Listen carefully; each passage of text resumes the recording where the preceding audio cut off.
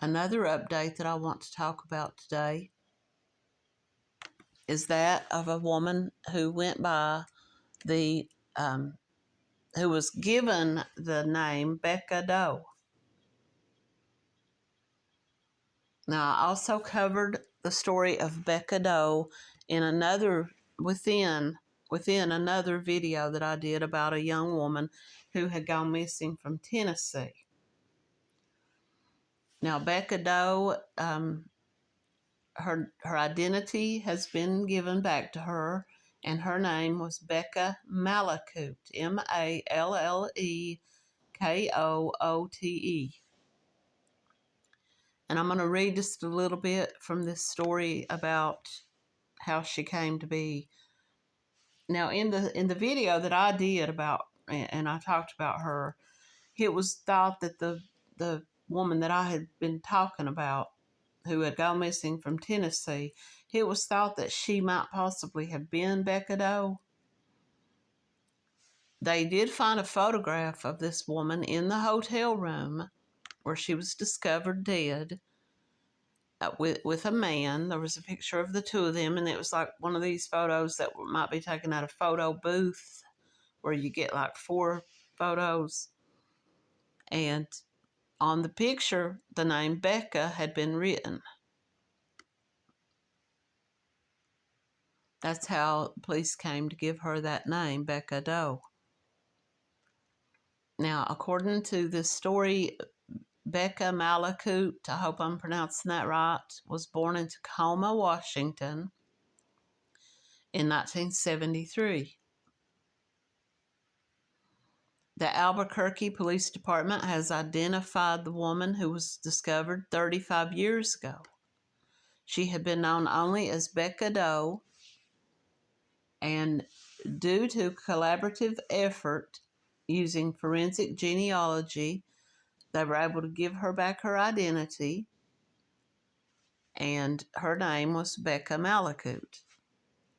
Police began the investigation on June 6, 1991, when staff at a Super 8 motel on the 2500 University Northeast discovered a woman's body. Now, this was in Albuquerque, New Mexico. They discovered her body, and she was in a bathtub. He checked out of the hotel, or he left the hotel, and when no one came to the door or to the office of the hotel to turn the key in to check out after a day or two, someone who worked at the hotel went to the room. They knocked, no one answered. They entered the room, and this is when they discovered her in the bathtub. Now, they did rule her death to be a suicide. Now, a suitcase full of clothing was discovered in the room along with $500. This is what led police to believe that this was not a murder, or at least if it had been a murder, it wasn't a robbery. This man that she had come there with apparently had just gone on his way. Now, using genealogy and DNA, in December, police were able to find a half-brother. Now, they went to him, they asked him if he would be willing to take, and give DNA, and he did, and it was said that they were half-siblings, and he identified her, and he told them that she had a stepfather living in California. So they went to California, they talked to the stepfather, and he told them that he had last seen her in 1991. At that time, she was still living in Los Angeles, but that she had left Los Angeles, and this was the last time that any of them ever heard from her. Rebecca Mallekoot was born March 4th, 1973, and was found deceased on June 3rd, 1991.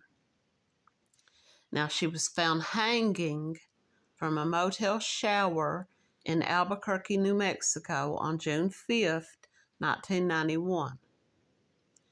Now, there was a photograph showing her alive with the name Becca written on the picture, but she was never identified until investigators received a tip in 2021, and this is when they decided to reopen this case and start looking into DNA and find out who this woman was. She was 18 years old at the time of her death, and she was living in Los Angeles, California. She had been dating an unknown man for only a couple of weeks, and he was the man that was in the Polaroid picture with her. And they soon split up after they had started dating. They had only dated a few weeks, but they split up. But they stayed friends, according to some of his family members. Who this man that she had dated, he had a brother-in-law named Eduardo. Now, Eduardo had started to have feelings for Becca, and he asked his family member if, he would mind if he dated Becca. And this man said it was okay with him. So Eduardo and Becca made plans to meet in Albuquerque. Her ex dropped her off at the airport, and that was the last time he claimed to have ever seen her. Now, between 9:30 and 11 o'clock on June 3rd, Eduardo Collin arrived at the Super 8 motel in Albuquerque, New Mexico. He rented room number 223 for 2 people, and he was expected to check out the next morning. He gave them his registration. He gave him his driver's license, everything, his plate number for his car. Now, the next day, or not the next day, but 2 days later, on June the 5th, it was discovered that he had failed to check out. He hadn't come to the room. He hadn't returned the room keys. He hadn't checked out. He just left.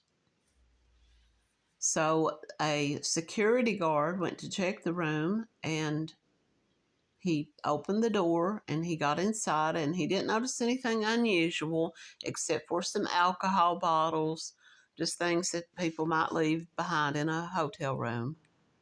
But when he walked into the bathroom, he found Malakut's body hanging from a shower rod. Now, police believe that she had hanged herself, and she had used a suitcase strap and had tied it around the shower head. She had heroin in her system at the time of her death, and she was believed to have died on June the 3rd, the day Eduardo Collin had rented the room. Her body was beginning to decompose. However, a photograph of her was found on a table in the hotel room alongside a Hispanic man in the picture with her.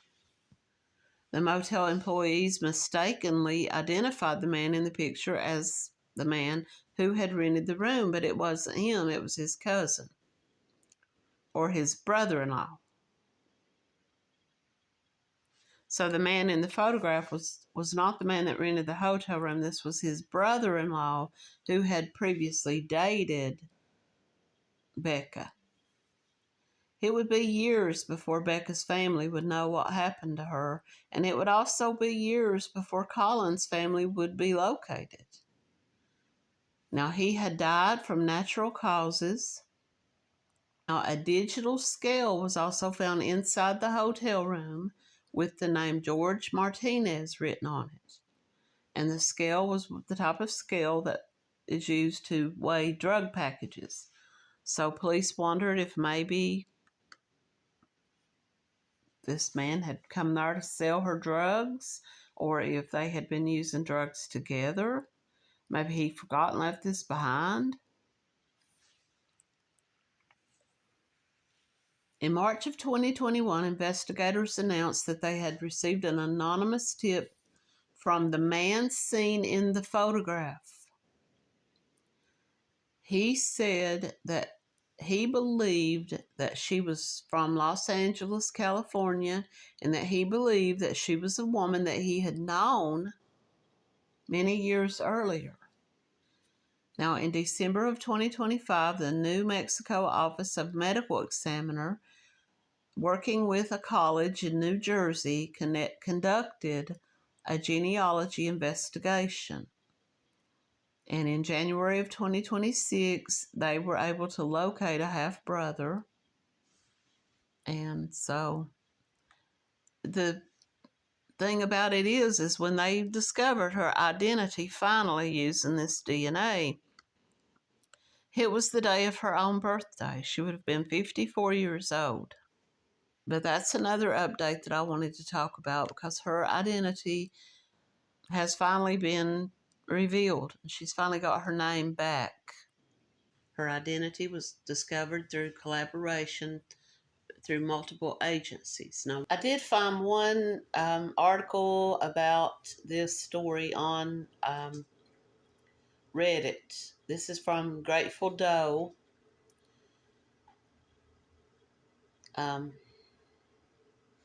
Now that Becca Doe has been identified, let's let Eduardo Colon rest in peace. As you can imagine, I was happy to hear that Becca Malakoot had been identified after 35 years. My thoughts go out to her family. I wanted to make this post to address a long-standing topic, Eduardo.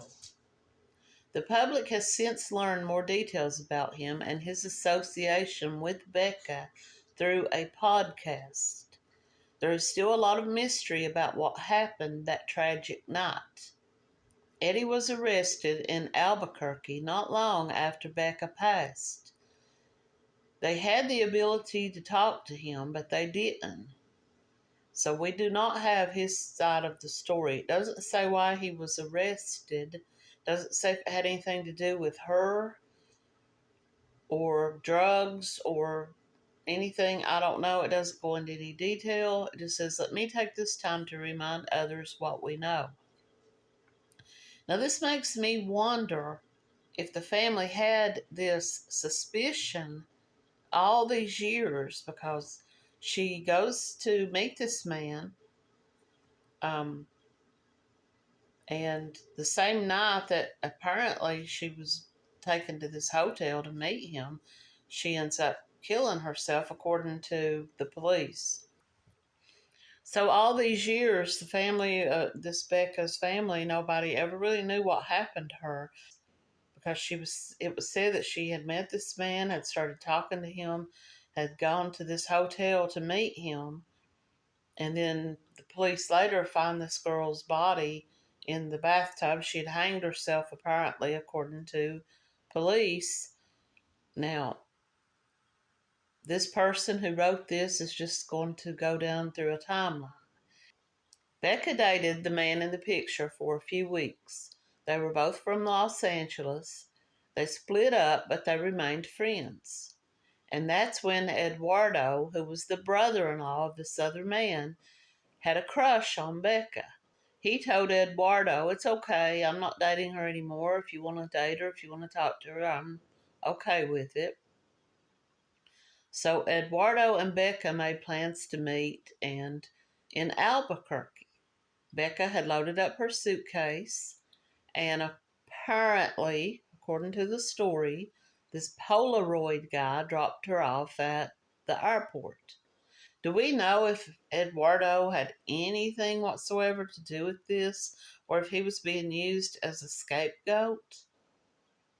Could it be possible that this Polaroid guy, as they're calling him, was the real guy that she went to this hotel with? Did she get on an airplane? So he says he drops her off at the airport. This was the last time that he saw her. He says, Polaroid guy says, I dropped her off at the airport. I don't know what happened after that. Whatever happened in that motel room will probably remain a mystery. I think it is certainly possible that Eduardo never knew Becca was deceased. But I'm not accusing either of them of killing her. because according to police, they ruled it a suicide. Now, the only thing that, I guess the main thing, rather, that led the police to really fully see this as self-inflicted by Becca Doe was the chain to the hotel room was on. The security guard comes to the room. He knocks. No one answers. It's been 2 days since this guy rented this room. He was supposed to check out. He didn't. So they try the door lock. It won't open. The guy gets a screwdriver and unlocks the door that way. But once he gets the doorknob open, he realizes that the chain is on the door. So that's the thing that, and people are wondering why, and I couldn't find anything. It said that this Eduardo Collin was arrested. Was he arrested in relation to anything to do with this crime, this death of this girl, or was he arrested on something completely unrelated? The only thing that was kind of iffy about the whole thing was he gave a fake license, or that he gave a wrong license plate number. When he rented the room, he gave them his name and ID and everything like that, but a fake registration.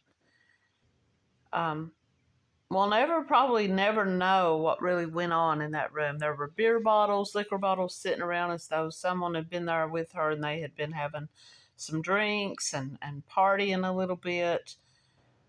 And something happened. The man leaves the room. She's found dead 2 days later, hanging in the bathtub. Did they get into a fight? Did he tell her he didn't want to see her anymore? So Eduardo has passed away, and this person says this could be someone who knows these people, so maybe they're defending them. But he just says it's time to let this man rest in peace, and we also need to respect the privacy of Polaroid guy. So some people were saying that she looked like she might already have been deceased in the photo, because it was her face looked kind of, but this was taken in, they're calling this guy Polaroid guy, but this was taken in one of those photo booths from, like, you go inside one of these booths and put your money in, you get 4 photos back. Because her face looked kind of open, her mouth looked open, and her eyes looked kind of bugged. But people are saying, well, they're in this booth, they're goofing off, they're making funny faces the way people will do. And so people are saying, why would someone suggest that she was already deceased in the photo? This wasn't taken with a camera, it was taken in a booth.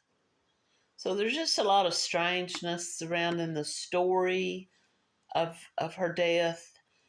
Police ruled it a suicide. Nobody knew who she was for so many years.